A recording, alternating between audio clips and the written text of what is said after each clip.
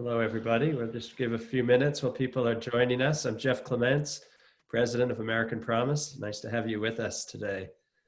We'll be talking with Elaine Weiss, the author of The Women's Hour, a remarkable book you'll hear a lot more about soon. And with me is Dr. Jessica Hare, our Director of our Citizen Empowerment Programs. And behind the controls at Zoom here is Aisha Allen, our Communications Manager. So thank you again for joining us. We're just going to give people a moment to come in through the waiting room, and we're really looking forward to our conversation tonight with Elaine. This is the second of our Citizen Leaders Book Club books that we launched this program when all of us were just beginning this strange new 2020 experience of lockdown and masks and everything else that we are doing to stay safe and keep our community and family and friends and fellow citizens safe. The first one was wonderful. I think Neil Simon, who wrote the book that we had on the first call, Contract to Unite America, 10 Reforms to Reclaim Our Republic, is joining us in the audience tonight. So thank you, Neil, for setting the great precedent of authors of inspiring books, sharing their work with our community and Americans across the country. Tonight's book is likewise inspiring and informative for us today, although it looks back at the ratification of the 19th Amendment and that struggle to win that amendment. It has so many lessons for us today, which we will talk more about. I want to thank our sponsors, our co-sponsors who are with us tonight and co-sponsored and made this possible with us at American Promise. The League of Women Voters in Maine and Massachusetts and Alaska, thank you. The American Constitution Society, thank you. The Center for the Study of the Presidency and Congress, thank you so much. And the Congressional Management Foundation as well, all co-sponsors of this second Citizen Leaders Book Club conversation. At American Promise, I'm going to bring Dr. Jessica Hare in just a minute to share more about her work at American Promise, but what we are all doing, our team and thousands of members across the country and all 50 states are working to unite and empower Americans to secure a healthy republic and a successful democracy. The number one item on our to-do list is the next constitutional amendment, ratifying a constitutional amendment that will put power in the hands of all Americans rather than in a very small group of powerful donors, and getting a handle on the out-of-control money in our political system so that our government works for everybody and represents everybody and can solve problems for everybody. We are on target to ratify that amendment by July 4th, 2026, the 250th anniversary of American Promise, 250th anniversary of American independence.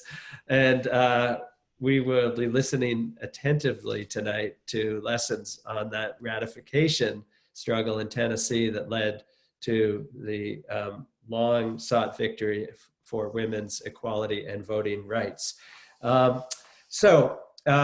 We are going to turn in just a minute to Elaine Weiss and the Women's Hour. If you have read it, I know how much you're looking forward to this conversation, as I have and do. And if you have not, order it now. You have the way to do that in the email we sent out, and we'll follow up with one tomorrow, but it's available wherever books are sold. And we like bookshop.org, where you can order it online and support your local independent bookstore. In 1920, my grandmother in Chicago turned 21, and she cast her ballot. She was the first woman in my family and her family for as far back as history can possibly imagine who was able to do that. And she cast her vote proudly and promptly joined the League of Women Voters in Chicago, and she voted. And when she died later in the 20th century, she had seen in her lifetime 12 constitutional amendments passed and ratified. And so when this Thursday on Constitution Day, which we are honoring with this conversation tonight and other activities this week, it's the 250th, well, not the 250th, it's the anniversary of the completion of the Constitution in Philadelphia in 1787, and thus Constitution Day. But when you think of my grandmother and the women you'll hear more about tonight from Elaine Weiss, and what they did, and the constitutional amendments Americans have passed and ratified and worked so hard for, one really appreciates that we are all founders, and that Constitution Day celebrates every generation of Americans.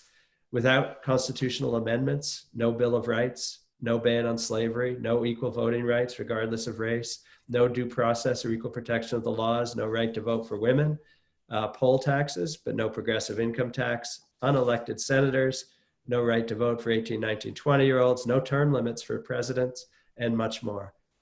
Those are part of the Constitution now, thanks to constitutional amendments and the work of so many Americans. It's work that takes a lot of empowerment and perseverance. So let me bring in Jessica Hare, our empowerment director, who does so much to lift our spirits, our hearts, and our talents together so that we can do the next amendment to the U.S. Constitution. Hi, Jessica. Sure. Hi. Thank you, Jeff, for the introduction and for that very informative, intro to our event for tonight. Thank you, Elaine Weiss, for joining us and being our keynote author. Hello to all of our participants. Thank you to our co-sponsors, and thank you all for joining us. So as Jeff said, my name is Dr. Jessica Hare. I have an extensive background in social work. So I am coming to you all as your empowerment director. And the Women's Hour really focuses on perseverance and empowerment.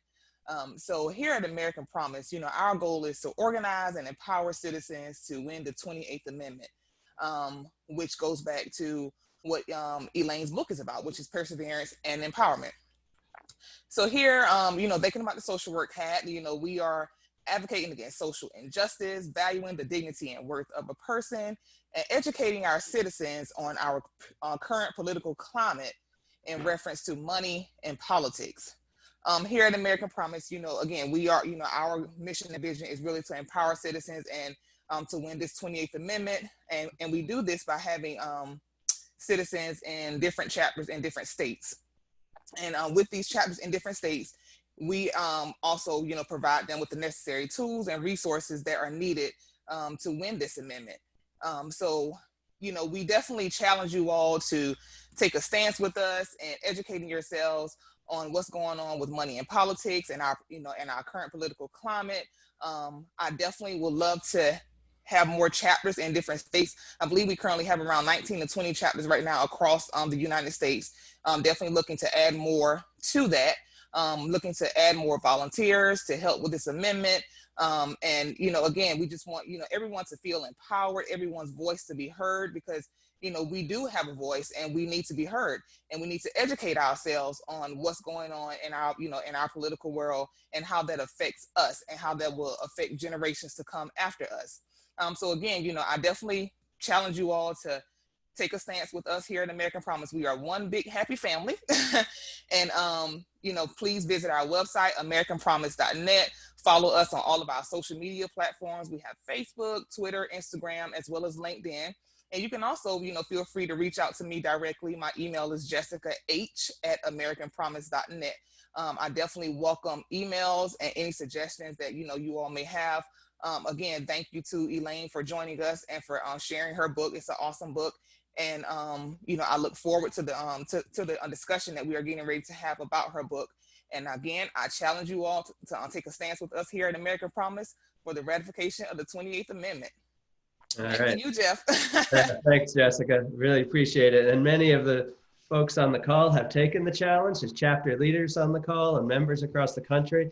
And to all of our new friends coming in through the League of Women Voters and the Center for the Study of the Presidency and Congress, Congressional Management Foundation, and American Constitution Society are co-sponsors of this event. Welcome, and we look forward to sharing any information that you may find of interest about our work. Let us now turn to our conversation with Elaine Weiss, which we have been eagerly anticipating and had such interest and for good reason. Do join the conversation. There is a way to ask questions, and I will be moderating and watching the questions, the Q&A at the bottom of your Zoom screen. Feel free to just pop anything questions in there as we go, and I'll try to make sure I work them in. And then we'll have a more formal opening it up for questions using the Q&A function as well with Elaine. Elaine Weiss is an award-winning journalist and writer. Her magazine writing has appeared in the Atlantic and Harper's, New York Times, Boston Globe, Philadelphia Inquirer, and other journals. Her reports and documentaries on National Public Radio and Voice of America. And she is a frequent correspondent with the Christian Science Monitor. She has won the Pushcart Prize Editor's Choice Award and been honored as a MacDowell Colony Fellow. Her first book, Fruits of Victory, The Women's Land Army in the Great War, was excerpted in Smithsonian Magazine online and featured in media nationwide. Elaine holds a graduate degree from the Medill School of Journalism at Northwestern University. She's worked as a Washington correspondent, congressional aide, and speechwriter, magazine editor, and university journalism instructor. She lives in Baltimore, Maryland with her husband, Julian Kralik, a professor of astrophysics at Johns Hopkins University. They have 2 grown children. And when she is not at her desk, she can be found paddling on the Chesapeake Bay. And we were comparing the Chesapeake and Casco Bays here in Maine. We agreed it's much colder here as it is this morning when it was very cold. So Elaine, welcome. And thank you so much for joining us. Thank you, Jeff. It's really a pleasure to be with you and with all of the American Promise community. Yeah, well, we're so glad to have you with us. Your book is really a triumph in so many ways. And for those of us who've read it already and those who haven't have a lot to look forward to, it is history of the first-rate kind. It will tell you what you need to know about the ratification of the 19th Amendment and the long struggle for the right of women to vote on equal terms. But you will find, as I'm sure, that it is filled with suspense, characters, plot. It's just a wonderful read. And so thank you. And I want to start with what you began with right at the beginning of your book, because I think we all need this reminder, Elaine. And I'm just going to read a passage. It is too easy to imagine that the enfranchisement of American women simply arrived like some evolutionary imperative, a natural step in the gradual march of progress. The women asked politely, staged a few picturesque marches, hoisted a few picket signs, and without much drama, votes for women was achieved. But that's not how it happened. So Elaine Weiss, author of The Women's Hour, how did it happen? Well, it certainly wasn't easy, and it wasn't quick, and it wasn't pretty. It was a fight for 72 years, probably more than that, really, encompassing 3 generations of activists who undertook more than 900 state, local, and national campaigns. So I think I began to write this because I realized I didn't know how it was that I, as an American woman who is politically engaged and interested, how I obtained the right to vote. I knew it wasn't in the Constitution originally, and then somehow it was. And I realized that I myself didn't know that, though I had studied history. My friends didn't know how it happened. I would ask people, do you know how American women won the vote? And they would look at me with this vague look of, oh yeah, like Seneca Falls. And I realized that we really didn't know. Here was the largest enfranchisement in our nation's history, the largest expansion of our democracy. And we really didn't know how it happened. So that was my inspiration. It was ignorance. Ignorance in the service of curiosity.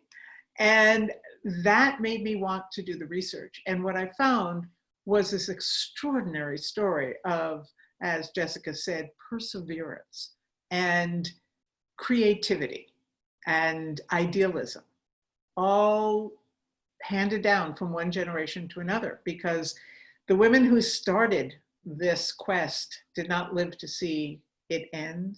And the women who took it over the finish line in 1920 were not born when it began. And so you see this incredible political, social movement that has to sustain itself over 70 years. And they face betrayal, they face disappointment, they face all kinds of nasty tricks. They're condemned, they're held in contempt, they're ridiculed, they're attacked, they're imprisoned. And yet there's this great sense that it's worth it. It's worth it to be able to achieve equality and achieve a voice in their government. So when I think of these women going through this, and some women devoted their entire lives to it, and their fortunes and their reputations, when I think about why did they do this, it had to have a great dedication to our idea of democracy. Or else, you know, they could have said, well, I don't have a voice, okay, no problem. But that's not how they approached it. And so in many ways, they are true patriots, and they're true believers in the possibility of a vibrant democracy. So it was a very hard fight. I didn't even realize how hard it was until I delved into the primary sources. And to see these women begin as activists, and they do, they're teachers, they're social workers, they're artists, they're students, they're nurses, they are ordinary people. And they have this thirst for democracy and equality, and they are willing to give everything for it. And so it's an inspiring story. It's a messy story. It's not without its problems, and the movement was certainly not without problems. But I think it's one of the great stories in our history of citizens taking initiative, as you know about, taking the idea of democracy very seriously. Wow, inspiring indeed. And you open with this sort of wonderful scene setting of the trains coming into Nashville from different directions as the leaders of the battle for the ratification fight in Tennessee in 1920 begin to gather. And much of the book focuses on that struggle for the legislative ratification of the amendment that had previously been passed by Congress. Why was Tennessee so important? Why focus on that state, that fight? Take us to Tennessee. What was that about? Why the focus there? Right. So in the summer of 1920, the 19th Amendment, which, by the way, when it was introduced into Congress in 1878, was meant to be the 16th Amendment. It was stalled in Congress for over 40 years. Every year it would come up for discussion in committee, and every year the suffragists would traipse up there and give their testimony, and then it would be thrown back into the file cabinet. So for 40 years, they tried to get it through Congress. It finally did after World War I, and World War I had a lot to do with it, because women served their nation in ways they had never been called upon or allowed to serve before. And the old arguments that women were too frail, too emotionally flighty, not intelligent enough to vote, suddenly didn't hold water with the American public the way it might have before. And so it finally emerges from Congress after 42 years, and it goes out to the states. And as you know, and you will learn as your amendment goes through this process, it has to be, a federal amendment to the Constitution has to be ratified by 3/4 of the states of the Union. So in 1920, there are 48 states, which means 36 states have to ratify.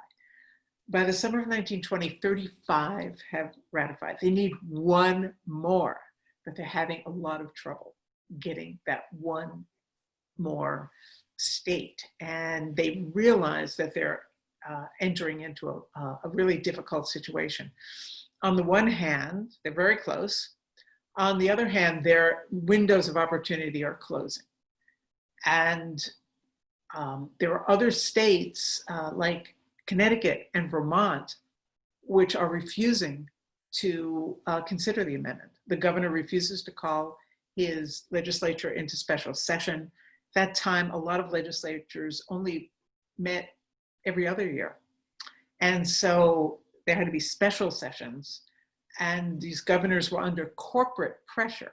And that's an interesting part of this story. They're under corporate pressure from the railroads, from the liquor industry, to keep women away from the polls. So these governors say, no, I'm not even gonna try to ratify it. And the suffragists do everything. I mean, they fly into Hartford. They have a flying emergency corps of women from every state. It's incredible what they do, and they can't budge him at all, neither of them. So it comes down that Tennessee is the only possible state that might give them that 36th state, bring it over the finish line. And so this becomes the, I don't know if you want to call it the Donnybrook, the it's the pivotal fight. And if the suffragists know, if they lose in Tennessee, the momentum will no longer be with them, because in fact, all through the spring, there've been nothing but disappointments. Delaware, not exactly a southern state, but still, it had just rejected the amendment. And so you have this sense that if we can't get it now, it's not going to happen. And as we saw what's happened to the Equal Rights Amendment, which was introduced into Congress in 1923, an amendment can come very close, but get stymied at the last steps. And the suffragists also saw that the nation was moving in a more regressive fashion. It was becoming more conservative. And they knew if they didn't get it then, it might not happen again in their lifetimes. And then we're already on the third generation of suffragists. So it all comes down to Nashville. And it's quite a battle there, because everyone knows this is it. And so all the anti-suffragists come in, the corporate lobbyists, the political operatives, because there's a presidential election. They all gather in Nashville with the beleaguered legislators, and it gets pretty wild. And I was so lucky to find that story in the Library of Congress. I was following the money. I was doing research on a bequest that had been made to the suffrage movement in 1914 by a benefactress. And I was seeing how it was spent. And some of the money went to Carrie Chapman Catt, who's president of the National American Association.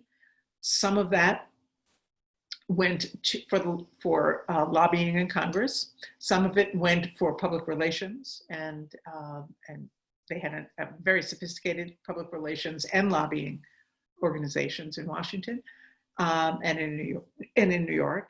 And some of it went to establish the League of Women Voters, which of course is the daughter of the suffrage movement. And some of it goes for the ratification campaign, because they have to fight in every state capital. Sometimes it's easy, and the legislators pass it unanimously and get up and sing America the Beautiful. And then in some places, it almost fails, or it does fail. So Tennessee becomes the crucible by which you see all of the arguments, all of the themes of this 75-year movement come into very sharp focus. And I was very lucky to find this description in that ratification, in that report of how the money was spent. They talk about Tennessee. And I said, wow, that's such a dramatic story. But I realized as I went deeper that I could tell the whole story. I could tell how the movement begins, the characters who shape it, the historical forces, the economic forces that shape it, the racial forces that shape it. And so I had a wonderful front story in what's happening in Tennessee, but I could also bring the lens back and show the reader why it happens, because these things, it doesn't happen in a historical vacuum. It certainly doesn't. And I wanted to give that panorama. Well, and you did it so well. It really works. The focus on Tennessee in 1920 and the cuts back to how it came down to that over the previous 100 years and more. So just amazing. Tell us a little bit more. You say corporate opposition, big money opposition. Dark money. I want to dig into a little bit of the opponents, because I think, again, the way you opened the book, there's sort of historical amnesia sometimes, like, oh, everybody must have been for, how could you be against women voting, right? So, but it wasn't like that. Why big money opposition? Why dark money? Why corporate forces? What did they have to lose?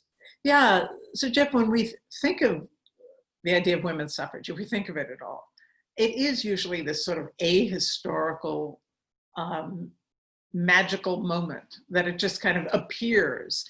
And even in the textbooks, when you see it described, it's usually described as, in 1848, American women demanded the vote at Seneca Falls, and then in 1920, they were given the vote. That's usually how it's portrayed. And so when you see it in sort of in the flesh, the way I try to portray what's happening, you notice that there were strong forces opposing women's suffrage. Now we think of it as, like a no-brainer, but it was not. It was a radical idea. And it's so fascinating to see how a radical idea can slowly be transformed into a constitutional amendment. And this, because it is going to affect our government and affect our policy, of course, it's going to have many opponents. And I was surprised by the opponents I found. I guess we all would think in a kind of most simplistic fashion, oh, well, there's probably just men who are against it because, they're having to share power. They are having to share power with this. If you give women the vote and they are half of the citizenry, that's sharing power. And then there's the idea that this also gives women equality in our political system. And that also rankles the idea of male dominance. And that is used. I mean, the kind of opposition, I would say, is in several directions, and corporations being one of them. The other is the clergy.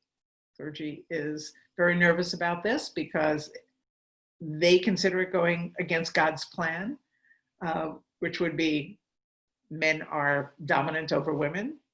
Adam was dominant over Eve, and that's how it's supposed to be. So you have the clergy, many denominations, not all, fighting against it. And you have politicians who are very nervous about this new electorate of 27 million women who would be eligible to vote if the 19th Amendment passes. And then you have the corporate interests. And I was really, really fascinated by who and why these corporate interests are so involved. For instance, the textile manufacturers are very much pumping money into the opposition to the amendment because they fear that if women can vote, they might want to abolish child labor. And child labor powers those textile mills because it's cheap. And they also are taking advantage of paying women terrible wages. So they don't want women anywhere near the ballot box because it might impact their bottom line. The railroad industry, very much, again, funding a lot of the opposition because the industry needed favors from both state legislatures and Congress and was just emerging from nationalization during World War I. They needed a lot of favors to get back on their feet, and they were starting to face competition for federal funding and state funding There's now another kind of transportation called the automobile. And states are having to decide, should we put that money into expanding rail travel or building roads? So they want their friends in the legislatures and in Congress to stay just where they are. They have bought off many legislators and congressmen. It's well known, especially in Tennessee. And so it's going to be expensive for them if they have to contend with women's choices at the, they may not get their favorite candidates in. And then the liquor industry. Women had been very involved in the temperance movement. And so they are very fearful that women will continue that trend. Now, in summer of 1920, prohibition is in effect. It's already a done deal. The 18th Amendment is signed, sealed, delivered, and ratified. And the Volstead Acts, which are the enforcement acts, are on the books. So why would the liquor industry still be so involved? Why would they have a Jack Daniel's suite on the 8th floor of the Hermitage Hotel to get the legislators drunk? Well, it's because they're hoping if they can keep women away from the polls in 1920, maybe prohibition won't be enforced quite so stringent. So that's why they're still working at it. Yeah. And they're pumping money. So, we realize that there are economic interests that are willing to fight against it. Yeah, let's talk a little bit about the social forces. But first, I want to welcome our Facebook Live audience, who we are streaming out there. I'm Jeff Clements, president of American Promise, and we're talking with Elaine Weiss, author of the Women's Hour, about the ratification of the 19th Amendment, giving women the right to vote at long last after a long struggle. We're in Tennessee, the battle for the last state of ratification, talking about some of the forces against this, economic forces. What about the social forces? Many women were actually against the right to vote, and the opposition in Tennessee and elsewhere was led by women. What were their arguments? What were they thinking in opposing this? Yeah, it was pretty shocking to me to confront that in my research. Yeah, Eleanor Roosevelt having doubts about the right to vote. Oh, yeah. Yeah, it's, again, we look back on it and we think, well, of course, all women would be in favor of this, even if some men and some corporations aren't, but that is not the case. Until around 1911 or so, there was no reason to join in an organized anti-suffrage group because most everyone was against women's suffrage. It was still considered a bit of a fringe idea. But when there starts to be some traction, when states like California and Washington State adopt women's suffrage, along with other Western states, by state initiative, by changing their laws, it begins to be a more visible threat. And so there are women who organize and they come to Tennessee. And what we find is that they are indifferent, again, for different reasons. Some are political and social and religious conservatives. And again, we heard that idea that this is against God's plan. They also feel that it's going to endanger the American home, that the idea of women being equal to her husband, being able to enter beyond the domestic sphere, of home and children, is going to upset the American household. Women, they have propaganda materials that show women just abandoning their children and their families, just walking out the door like a doll's house if they're given the right to vote. They see this as a binary choice. Either your wife will be home with the children or she's going to be a crazed zealot in the street. And then she's going to abandon your family. So you have that social idea that this is too disruptive. This is going to disrupt not only your public life, Mr. American, but your private life, your home life. Then you have women who are just not sure that this is a good idea for women to to have this, to be so deeply involved in politics. You know, we had the progressive movement of, you know, from the 1870s, 1880s into the usually the beginning of World War I is when you see the end of it. And there were enormous social and political changes and reforms that women initiated, pure milk laws, all kinds of industrial reforms. Women were involved in it, but they didn't have the vote. And so these women are saying, hey, look, we didn't need the vote. We can be above politics. We can still have a voice. It just won't be an electoral voice. And so they feel that women will actually lose their soft power of persuasion, which might be even more powerful than a vote in their mind. So you have that. And then you have the race issue. And there are quite a few anti-suffragists, especially in the South, whose main motivation is that they don't want Black women to vote. And so they are willing to stop all women from voting in order to prevent this. And it's not just Black women in the southern states. And again, Great Migration hasn't started, so most Black women are in the southern states still. But in the West, there's nervousness about Asian voters and Native American women. And in fact, they will not be protected by the 19th Amendment because then they're not considered citizens in 1920. Yeah.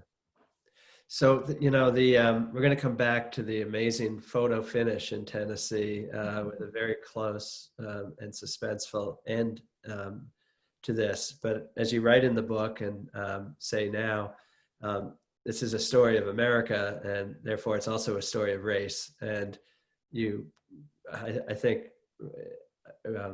tell well the connection of the early days of the right to vote for women and the closeness of that struggle with abolition and a faith-based movement for equality.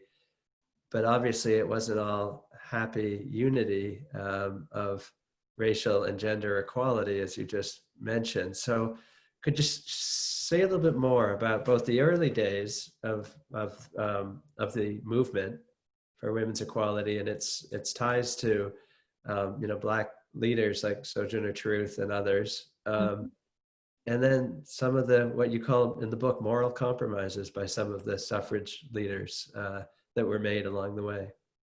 Yeah, it's a big part of the story. And one thing, again, that we don't usually acknowledge is that the suffrage movement grows out of the abolition movement. The women who we consider, you know, the foremothers, Elizabeth Stanton, Susan Anthony, Lucretia Mott, Lucy Stone, are all abolition workers before they are suffrage workers. They are out in the countryside preaching against slavery, trying to convince Americans that this is evil and it must be changed. And they work through the Civil War on this. One of the most startling moments in my research, and I love to tell that story, and I do spend quite a bit of time on it in the book, is the fact that Frederick Douglass is at Seneca Falls. He is there. And he's not there just because he's passing through. He was invited there by Elizabeth Stanton. They had been working together for years already in the abolition movement. And he's the one who stands up at Seneca Falls and supports Elizabeth Stanton's call for enfranchisement, which is considered totally outrageous, even by the activists and reformers who have come to the Seneca Falls meeting. They think it's going to make them seem ridiculous. And they ask her to take it off the agenda. And it's Frederick Douglass who stands up and says, you have to fight for this. You have to demand this. It's not going to be given to women. It's not going to be given to Black men. We are not going to be able to vote until we're willing to fight for it. He's the one who convinces the others at Seneca Falls to support this. And I really think if it wasn't for Frederick Douglass, we wouldn't have ever heard of Seneca Falls. So he calls himself a woman's rights man for the rest of his life. And he truly is. He's really the hero. If I had to pick a hero in the book, he would be one of them. And he works for women's suffrage for the rest of his life. Another, after the war, another 25 years. But what happens is both he and Stanton and Anthony move forward after the war with the assumption that all the disenfranchised classes will finally have universal suffrage.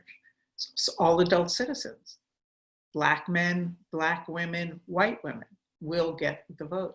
And they are told by Congress and the powers that be that, oh, no. The nation can't handle two big reforms at once. Only one of you can come through. And we see this very often, two dispossessed classes pitted against one another. And this precipitates a great rift because women feel totally betrayed, which they were. And Frederick Douglass is very unhappy with this. Sojourner Truth is screaming. She says, I am now twice insulted as a Black woman and as I have, two disabilities here. And there's a rift because some of the suffragists refused to, including Stanton Anthony, to support the 14th and 15th Amendments. And because it gives the right to men and not to women. And so this rift will burden the movement from here on in. Though personally, Stanton and Anthony and Frederick Douglass remain very, very close. They are the speakers at his funeral. He has portraits of them in his house. So it's really too simplistic to say that there was this break between the movements. But what does happen, of course, and then Black men will soon be disenfranchised, even though they have the 15th Amendment.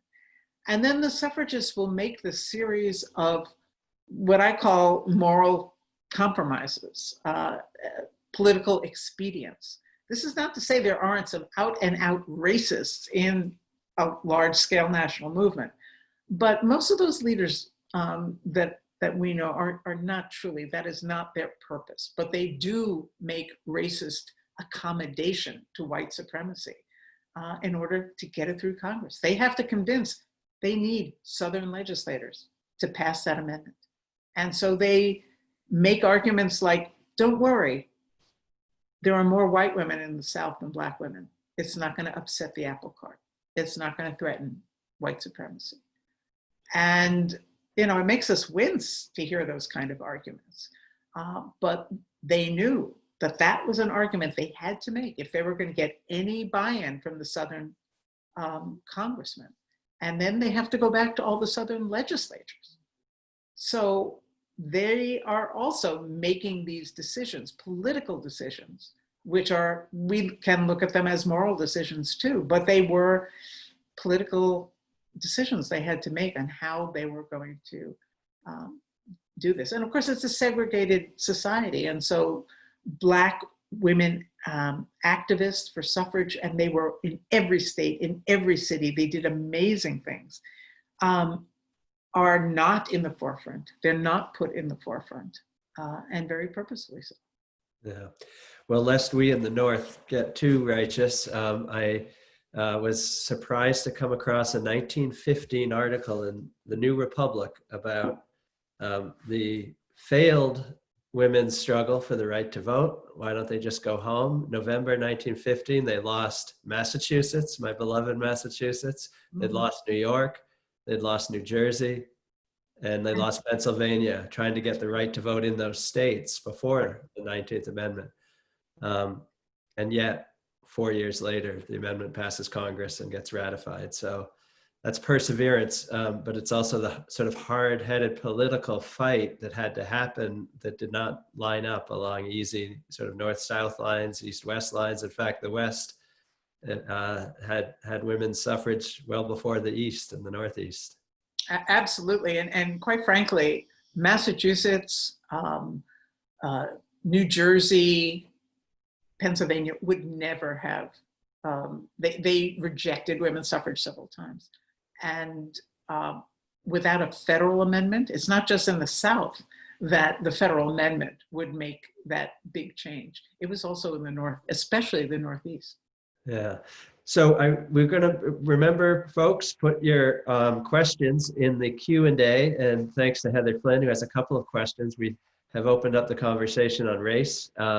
We do want to talk about the legacy of the 19th Amendment, including on the struggle for the ERA and other efforts. But before we do, we've mentioned some of the great leaders, the Susan B. Anthonys and Sojourner Truth, Carrie Katz, Ida Wells, Alice Paul, others who rightly live in history.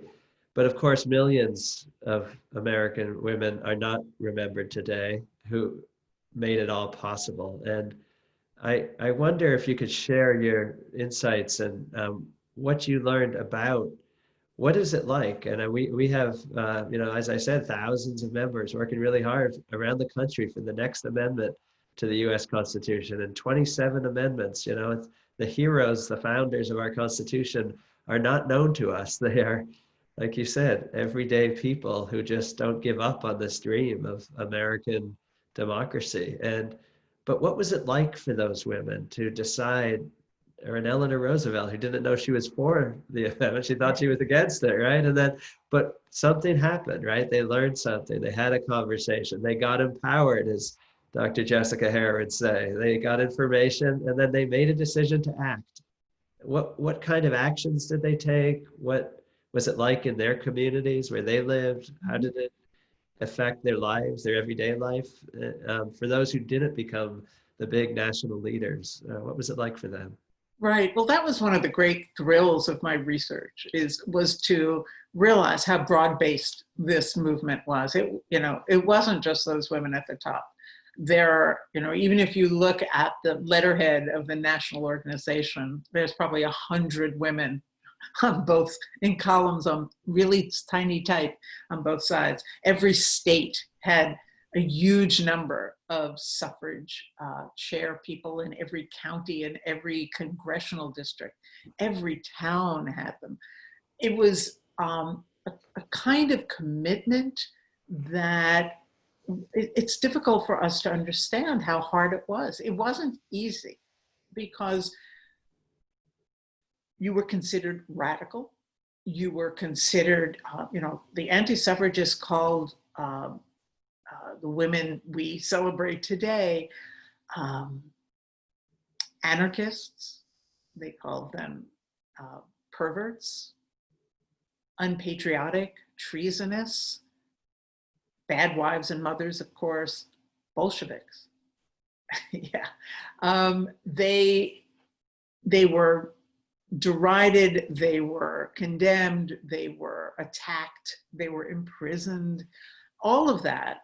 And yet you see these women in every town, in every state, going right back and organizing, having tea parties, publishing cookbooks with propaganda between the recipes. They're brilliant. Lobbying their legislators, traipsing through the snow. I mean, there are these amazing stories of women going through the snow and the mud and the rain to get pledge cards from legislators, or to to campaign door to door. They went door to door because they had to change hearts and minds. And that's, I think, one of the big lessons for how do you change democracy? How do you change the Constitution? First, you have to change hearts and minds. And that is, in the words of Susan B. Anthony, organize, educate, and agitate. Those were her themes. That was her motto. And that's what they did. They traveled the country when it was really tough to travel the country, when passenger railroads were very, very primitive. They stood up and gave and rallied and lectured in their own home districts. And sometimes they were vilified for it, or thrown out of their clubs, thrown out of their churches, condemned by their own families. So it's so interesting to see what an activist for equality had to go through then. Slowly, it becomes more acceptable. More women are drawn to the movement. You mentioned Eleanor Roosevelt. I always get gasps when I mention that in my talks, that she was never a suffragist. She wasn't sure. She came from a milieu where well-to-do women sort of were fine with the status quo. They didn't think we needed any change. And it's only after the amendment gets passed that she joins the League of Women Voters, just like your grandmother, and she becomes a protege to Carrie Chapman Catt, and you see her political evolution. But for everyday women who are giving little talks at their church or in the high school in their town, they are sending $1 bills to suffrage headquarters for fundraising. They are donating their jewelry to be melted down again to raise funds. They are making sacrifices, and it's all in the belief that democracy can be improved, that having the voices of all people is more important than the discomforts they have to endure. So it's a very inspiring story of ordinary activist citizens.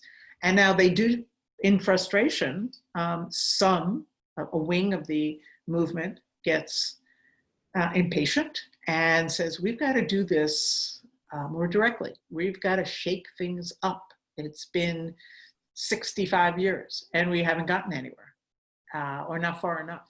And so you see a wing of the suffrage movement veer off and undertake more aggressive, some call them militant, I think more radical approaches. They're picketing the White House.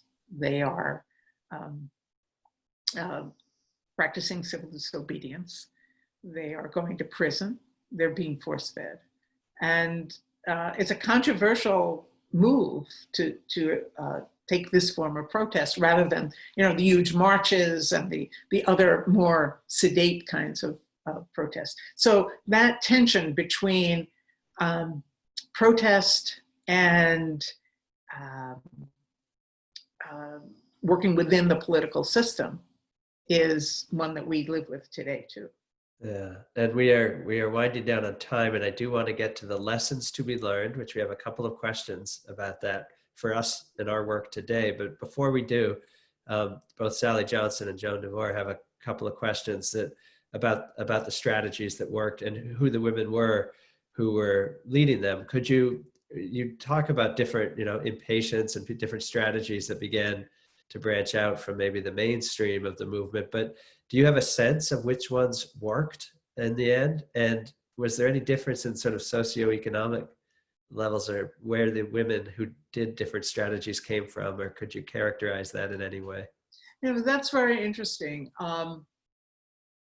In every long-term reform movement, especially one that goes on for quite a while, we see this kind of split of a faction wanting to take different approach, saying, this isn't working. We got to try something new. We've got to be more confrontational. And so Alice Paul goes off with her National Women's Party. And so we have two organizations working for the same goal. They both want that federal amendment, but they go about it differently. Now, a lot of it overlaps. They're both really have sophisticated lobbying campaigns in Congress and then in the state legislatures. But the National Women's Party and Alice Paul are willing to be out there with picket signs and willing to embarrass the men in power. And the more establishment suffragists say, you're hurting our cause. You are winning foes rather than friends. You're making our lives more difficult. It's going to be harder to get that amendment through. Historians have studied this for a century now, and I think the consensus is, and there'll be some scatter on this, but it took both. It took both of those approaches. the inside game and the outside game, the good cop, bad cop, the more radical and the more mainstream. And there was a synergy between them. And I think that even though there was a lot of bad blood between these women, in fact, they were able to kind of yeast, it began to percolate. In terms of socioeconomic, I don't think there's a huge amount of difference. You have women of all classes, of all races in both organizations. The Women's Party is very, very small. We shouldn't think that they are equal in terms of their membership. Probably, the numbers aren't clear, but one is probably around 2 million affiliated and one about 50,000 or something. So it's not quite the same. But I think we needed both of those approaches.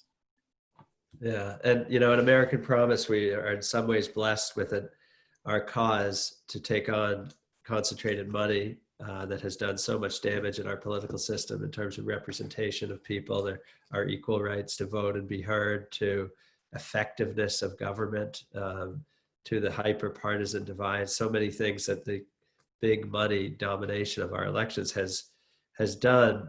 But there's actually a fair amount of national unity and consensus on the problem. We are not trying to transform, generations of sort of social views that we don't deserve a voice and representation. Most Americans actually want what we want, which is to have some reasonable limits on how money is used in our political system so everybody can be heard. But it doesn't mean it's easy, as we know, at American Promise. And I'm always just so inspired by our members who've done so much, winning ballot initiatives, doing citizen lobbying efforts, educated and building chapters and building networks to support and so on. So it's just extraordinary what people do.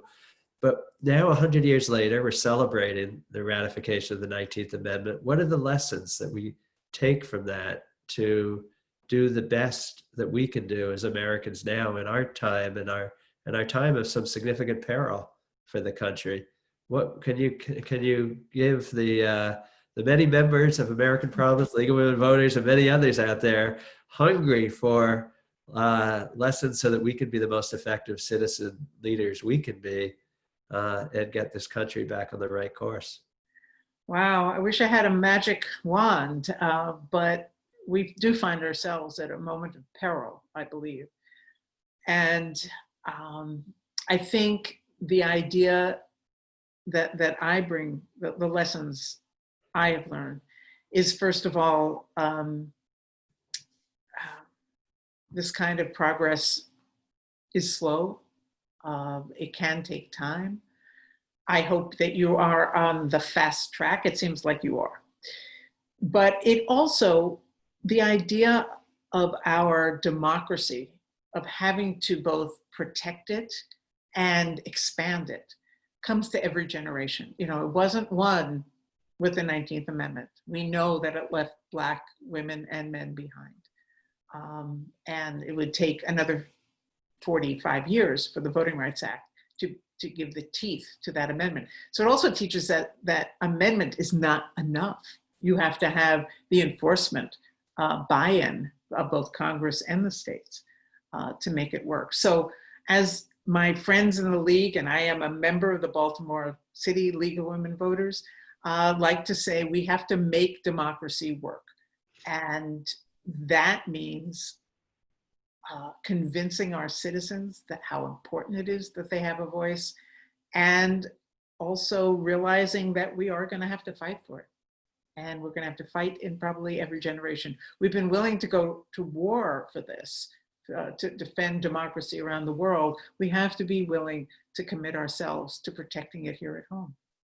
Great, and we sure do. And there are some more questions. I'm afraid we're out of time, but thank you so much, Elaine. A wonderful, inspiring conversation. I want to thank everybody for joining us.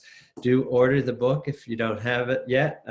It's The Women's Hour by Elaine Weiss at bookshop.org or your favorite local bookstore. And it is inspiring, and we will continue to draw lessons from it. And looking forward to staying in touch with you, Elaine, and seeing you again. And maybe we'll share some of the questions we didn't get to. If you have time to do a chat of your own, we'll pass on what we can from you later on. We'll be following up with everybody tomorrow with an email about how you can stay engaged in this work. And at AmericanPromise.net, as Jessica Hare said, we have a lot of more information, a lot of ways to get people involved in this great effort. Thank you again to our co-sponsors and to you, Elaine Weiss. Thanks so much. And good night, everybody.